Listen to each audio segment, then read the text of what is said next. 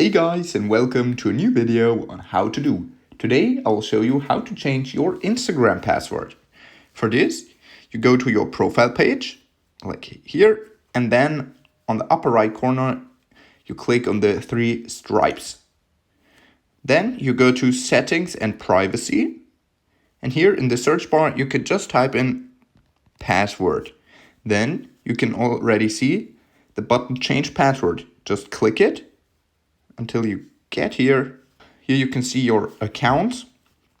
Then you just click on your account that you want to change the password for. Then you just type in your current password and then a new password and then retype your password.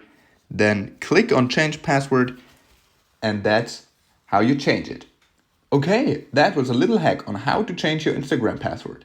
If you enjoyed the video, please like and subscribe to stay tuned for more how to do videos. If you have a video suggestion, just let me know down in the comments. See you guys soon.